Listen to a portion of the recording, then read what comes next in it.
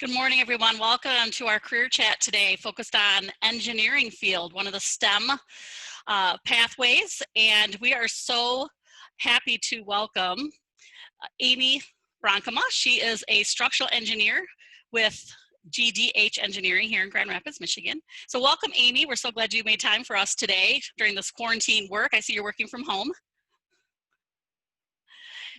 Is Amy still My there? pleasure. Hi, Amy. Yes, I am working from home. Hi. Uh-oh, So to get us started, says my internet is yeah. unstable. Uh-oh, that's never fun. We're all learning to deal with that. I think I'm okay. Can you still hear me? So, okay, I can. So we'll get started and see how we do with your internet. But I'd love to have us get started with our conversation today, Amy, taking you back to the age of some of our guests today on the call, teenage land. Is this where you thought you'd be? Did you think you'd end up being a structural engineer when you were in high school? Kind of give us that early career path. No, I did not think I would have been a structural engineer. So at the beginning of high school, I was more inclined towards some of the traditional helping fields because I really am a person who likes to help people. But I had a strong background and interest in math and science, as far as that was what I was really good at. And my dad is a industrial engineer, and so I would hear stories of what he did every day growing up. And eventually, probably around my junior year in high school, I decided I wasn't a people person enough to, necessarily be, I don't know. My mom wanted me to be a doctor, knew I couldn't do the cadaver labs. That wasn't going to be my thing. I wasn't the lawyer kind of thing. There's lots of, people professions, but I didn't necessarily think of myself as an introvert or an extrovert enough to do those kind of things. And I looked at what my dad did, and it looked like a really cool thing. He designed basically job functions for General Motors and made people's work better.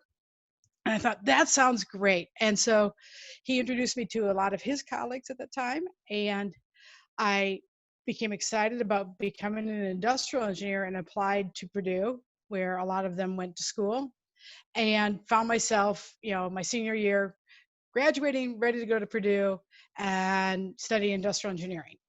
So that's where I was. I did a year at Purdue, and then they have a strong co-op program, which I highly recommend for every profession. If you get a chance to do an internship or co-op, they are awesome.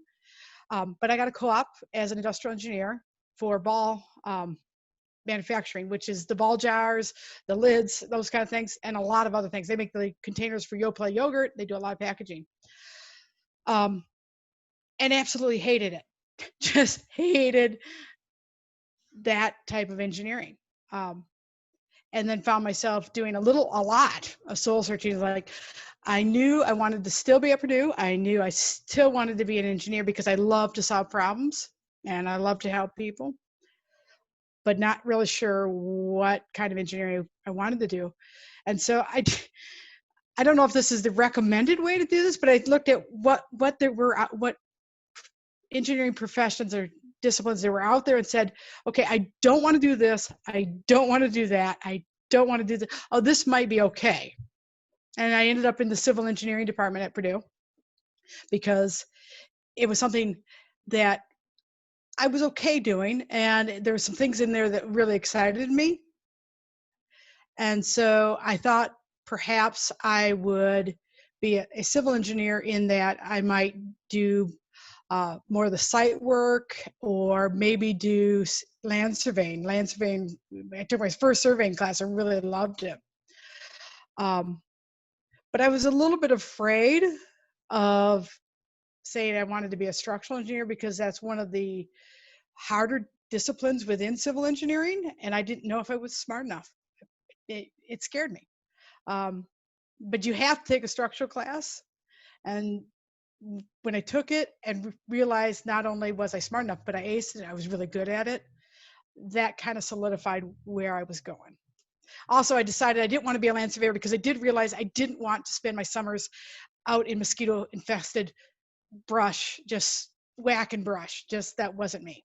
So, Well, I think that you bring up a really good point, because it wasn't until you have some of those experiences that you start to say, this part I like, or this part I don't like. And that process of elimination, Amy, I think is a fantastic strategy for young people. And that's why getting out and actually doing some of it is so important. And you mentioned, just like you said, the weather alone can be a factor. So as students are evaluating these different types of, tell us about the different types of environments that you've even had to deal with. And the different types of engineering, help them even understand, like, that there's a wide variety, I imagine. Okay. So, engineering in a nutshell is looking at a problem that humans have and applying science to solve it. So there's a wide variety of engineering disciplines. Within the schools, colleges that offer disciplines, they're generally, probably about 6, I'm going to say. So we have civil engineering, which works with all infrastructure, so roads, buildings, bridges, and the environment. Okay. You have mechanical engineering, which deals with the buildings of the design or problem solving for machines and basically machines. So that's your cars, your boats, your tractors, doorknobs, everything that is a simple or complex machine. Then, and the heating and cooling of buildings. Those are the 2 big ones. Underneath that, then it can subdivide. So you have things like environmental engineering or aerospace engineering or industrial engineering, which is the design of processes, chemical engineering, which is the design of chemical processes to produce stuff. So petroleum engineering, there's a wide variety within that, but they do generally fall within the branches of either you're dealing with large scale infrastructure or small scale stuff. And so civil engineering we deal with big stuff, dams, railroads, buildings, bridges, those kind of things. If you want to make knee joints, that's a biomedical engineer, but it's underneath mechanical engineering. So do young people often, they're concerned that they're going to make a mistake early on and pick one that they're stuck with the rest of their life. So is there some flexibility in those early years of schooling that can help people explore this a little bit? How much do they have to know ahead of time? And along that question, we have one of our students wants to know about maybe schools that you know about in Michigan that have a good reputation, for example. Oh, we know certainly. Purdue does. Yeah, Purdue is great, but it is an out-of-state school, and that does have some cost attached to it. So in general, when you study engineering at any college, you're going to have your first year where you just get the basics that you need for engineering. All the science and math curriculum is usually the first 2 years. And almost every engineering program, no matter whether you're a nuclear engineer, a mechanical engineer, electrical engineer, whatever, you're going to have to take 2 full college years of math all the way through differential equations. You're going to have to take thermodynamics. You have to take statics. You have to take dynamics. You have to take 2 years of year of physics, a year of chemistry. There's a lot that goes on that every engineer gets, because as a civil engineer, I might do dams and bridges, or dams and water systems. But that's the same fluid mechanics that the guy who's designing pipes for an industrial plant are using. So those 2 things overlap. It's just as you get it further along in your college career or your own career after you graduate, where you specialize in stuff. So when you're first going in, you're going to take general engineering classes, and you'll find, I love hydraulics, or I don't love hydraulics. Oh, I'm not real fond of electricity and optics, or I love it. And then you might choose it. So when you're looking at engineering schools, most of them have a variety of options past that first 2 years that you then specialize. So segueing into the question then is, obviously we have our 2 big flagship schools. They both have good engineering programs. So U of M and Michigan State both have big, robust engineering programs. Michigan Tech has a good, robust, where you can study almost any branch of engineering you want. They're all good schools. Locally, Grand Valley has a fantastic engineering program. My brother is a graduate of there in engineering, and my husband has hired numerous people through the program. They do a fantastic job, but and here's the but for a local college. They're definitely training mechanical engineers. They do not have a civil program whatsoever, and so that it's a little smaller choices once you get past those first course things. So if you're not real sure, you may want to consider a school that has the wide range of choices so that you can choose. If you know that you really like, you don't want to work with D9 Caterpillar bulldozers, then Grand Valley is an awesome school. So some people talk about the applied engineering versus I guess these colleges have different philosophies. So can you help young people understand that applied engineering versus maybe the theoretical, maybe that will help them decide on schools even? What's that factor about? That's a good question. I think that, our two big institutions do a lot more research and therefore can get a little deeper into the theoretical side of stuff.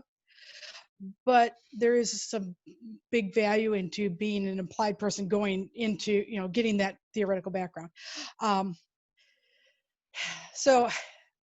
I've worked with engineers who are Michigan graduates, Michigan State graduates, Michigan Tech graduates, Grand Valley graduates.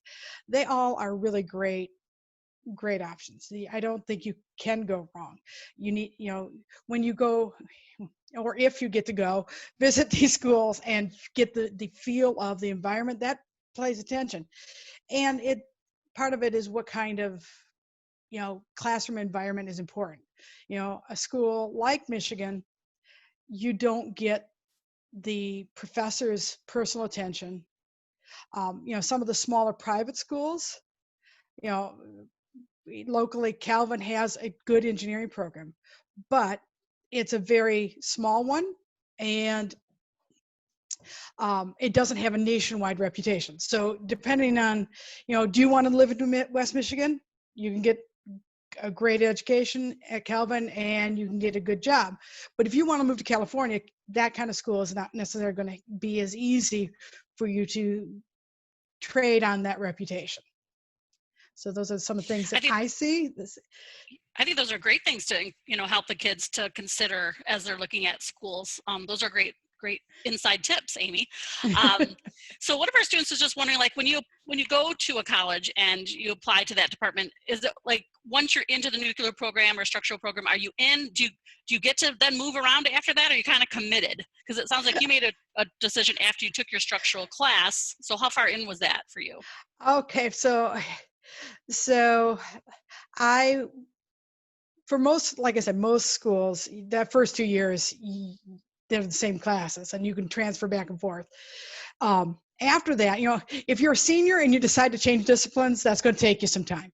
But a lot of times, most of the classes can transfer over. It's not like nursing, at least how I understand it, where you have to say, okay, I'm going to go into this school and that's all where I'm going to go. There's a lot of flexibility. So I don't see that you're so pigeonholed in that respect. It may take you a little time because there may be classes you haven't had that you need for the degree in a particular field, but it's not like you can't do it. Thank you. Yeah.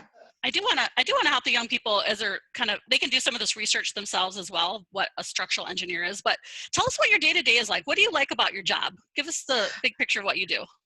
Okay. So I'll give you the definition of a structural engineer. So we design the bones of things.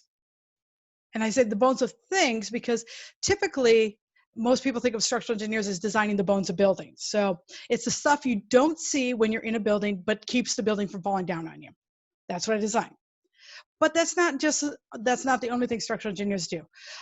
Structural engineers also design the bones of airplanes and the bones of pressure vessels and other things like that. So I had a job opportunity at Boeing when I first graduated from Purdue. Didn't end up taking it, but I did have a friend. She designed the galleys of 747s. That's what she did every day.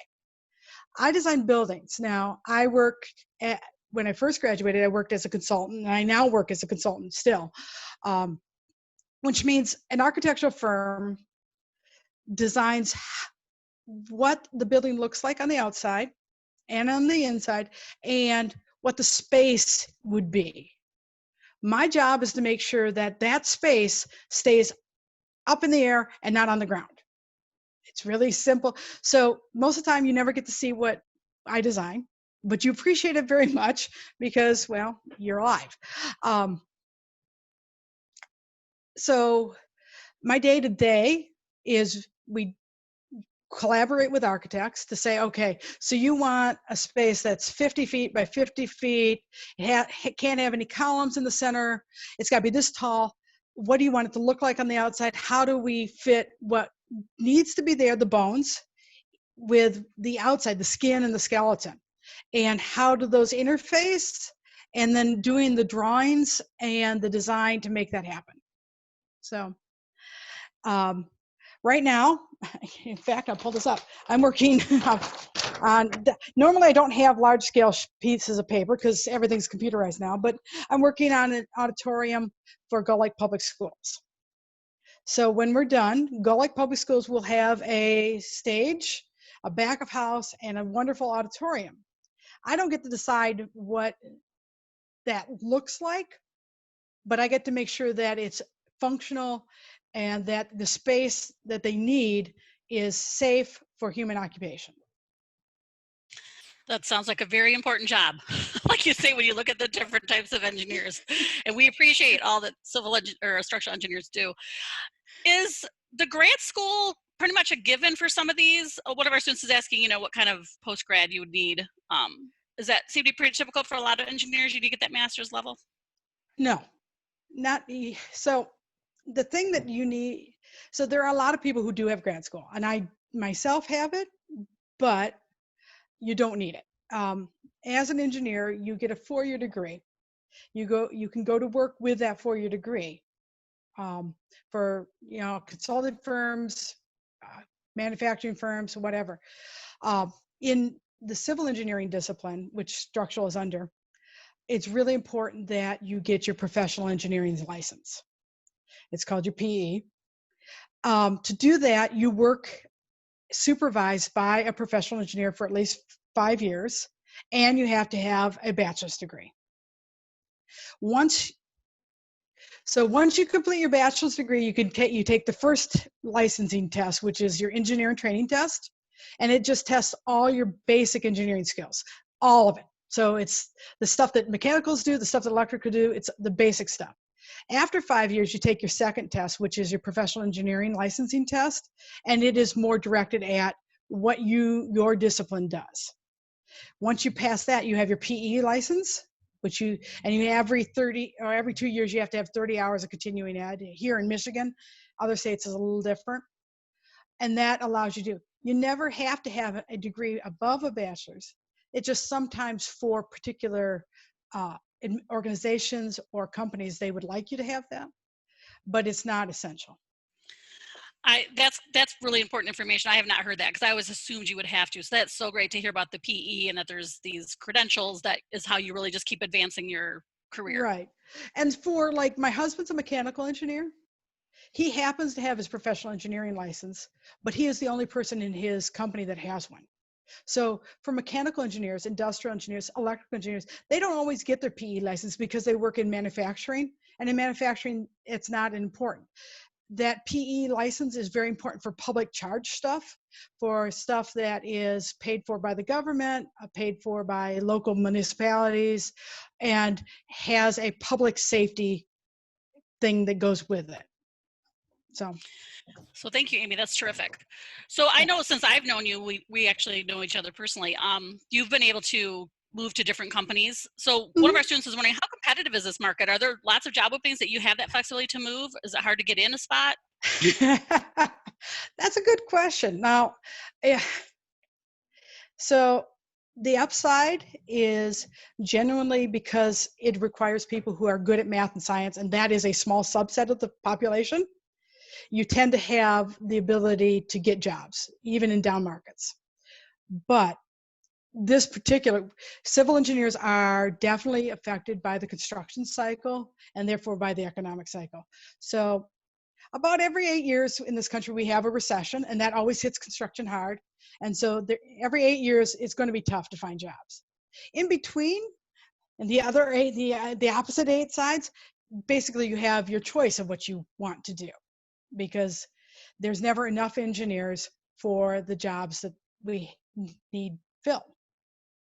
So some good job security there in general. Yes, there's good job security, but it is a cyclical environment. Yeah.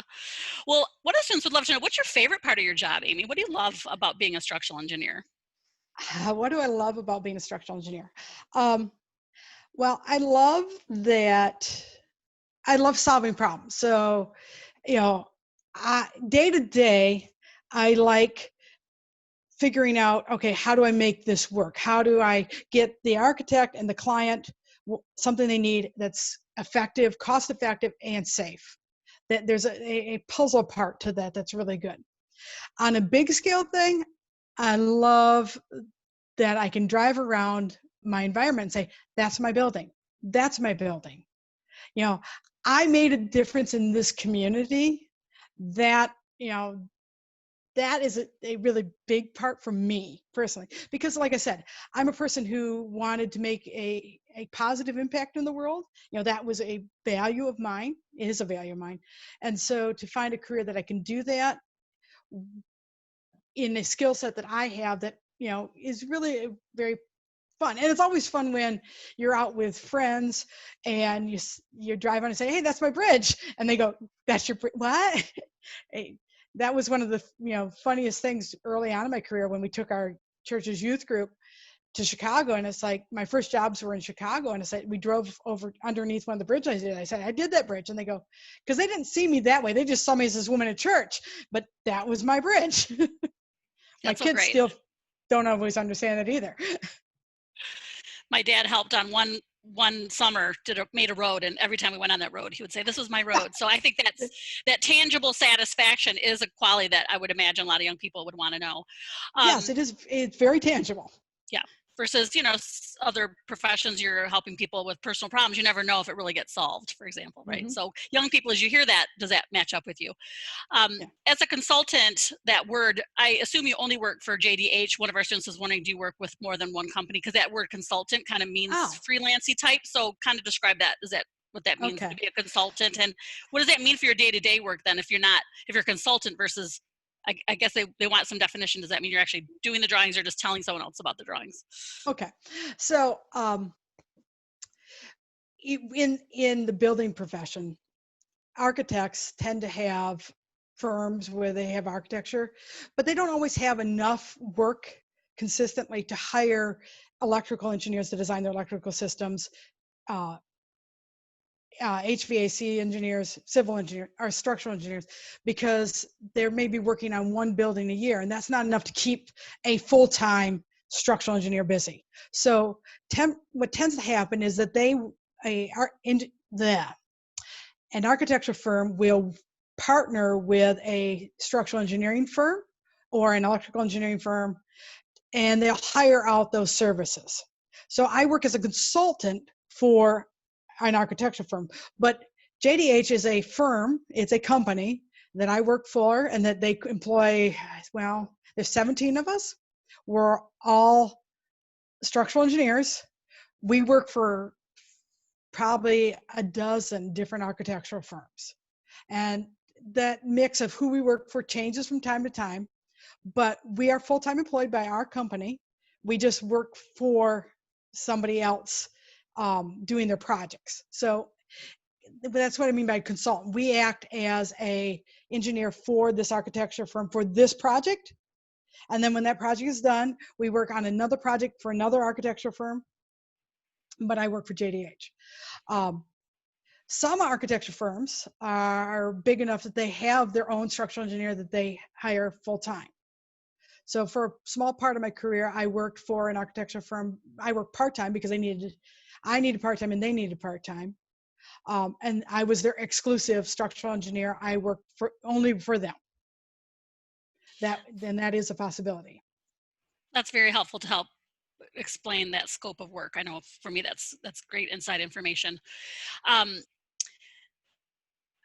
As far as your day-to-day, then, do you use a lot of computer systems? You mentioned that you don't usually have the big pieces of paper. What would your day-to-day then? Are you having lots of meetings? Are you at your desk by yourself a lot? How does that balance work out? So yeah, so I am at my desk a lot. um, normally, so when I started this career, CAD was just starting, and so we did all drafting by hand. Um, Now we do all drafting by computer. Some firms have their structural engineers actually do the computer drafting, and some firms figure that that you're too high paid to do that. They could pay somebody to pick up the marks you make on paper. Currently, I am drafting and I am designing. I do both parts, and so I do spend a ton of time at my computer. Um, I am old school, so I do actually do like paper because you see things differently. But yeah, we do tons of work um, through AutoCAD and 3D modeling through Revit. So that you do have to be familiar, comfortable with using a computer a lot. That said, I also do get to, probably once or twice a week, I do get to go to visit with our architects, and we have meetings and we talk to people, and we have meetings within and collaboration with the people that work in JDH too. So there is human contact, but it is more of a solitary type career. If not, it's not for an extrovert all of the time. But I think that's important as the students dig into the different types of engineering, and they hopefully will do job shadows in person and all that.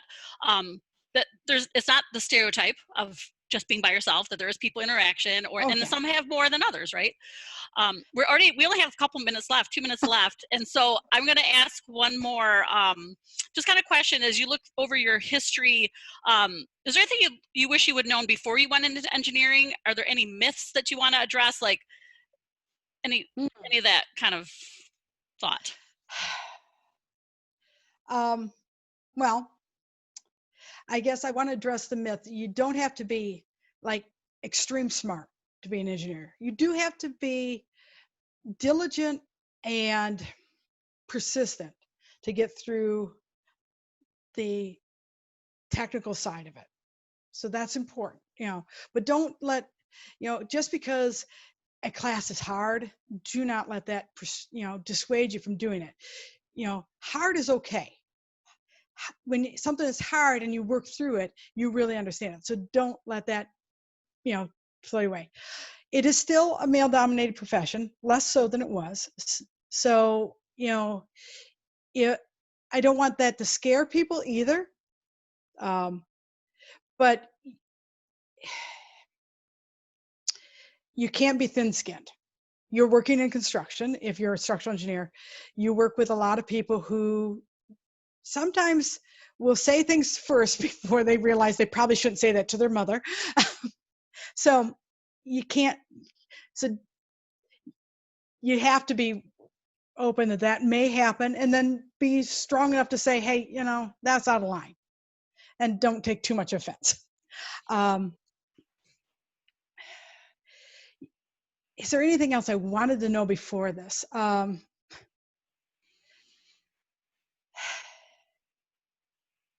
Would you do it all over again? Would I do it all over again? Yeah, I think I would. There's lots of things that now, as a person who's lived a longer life, there's things I would maybe do differently, but I wouldn't give up what I did. And I think I might do it again, because it's like, I do love what I do. There's lots of things that, there's lots of other careers I might try if I could live 4 or 5 lives, because there's, I'm that kind of person that I like, oh, that's interesting. That's interesting. But you do have to be curious and a problem solver. And that is me. And that's where it's a way of, it's not a career. It's a way of life. It's how engineers look at the world and say, how do I fix this? How do I make this better? How do I is basically, it's like, this is a problem. How do I solve it?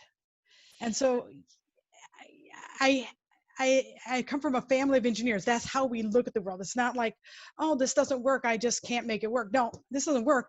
How do I fix it? Yes, and I hope that's resonating with the young people that are attending today. If that resonates with you guys, then you're heading down the right path. Yes. So be that Yeah, an I was gonna say, encouragement to you, right? I want to hear you. When I talk to young engineers, I want to hear them say, I want to solve problems and fix things, not, well, I like math, and that's the end. It's like, there's lots of careers where you can like math, you can like science. You need to like to fix, not necessarily physical things, but like to make things better, to know that you can change things. Right, right. So I'm gonna give the students your email. You have been kind enough to offer your email address. So students, I'm gonna share my screen for you right now. So please write down Amy's email address, because she's welcome, she's happy to take any follow-up questions, because our time is up. We're about 3 minutes past. I did want to give you a few other resources to help, because I'm hoping that you are motivated to do a little more research, like, oh, even what types of engineers there are, or some of the daily ins and outs. So there's Amy's email.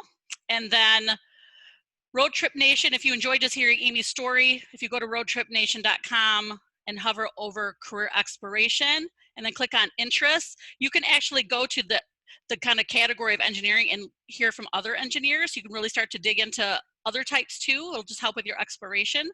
So roadtripnation.com, and then more nuts and bolts of, what a typical day is like, how much money do they make, what kind of schooling, all those great, just solid career facts are on onetonline.org. And I think that's a great resource. So Amy, as we finish up, and Leah's going to put a survey, you guys, into the chat. So please, this is a pilot for us. We want to know if this is helpful to you. So be sure to fill out that survey. But Amy, a final word of wisdom as we wrap up. What would you like these young people to know as they're exploring their careers and making decisions?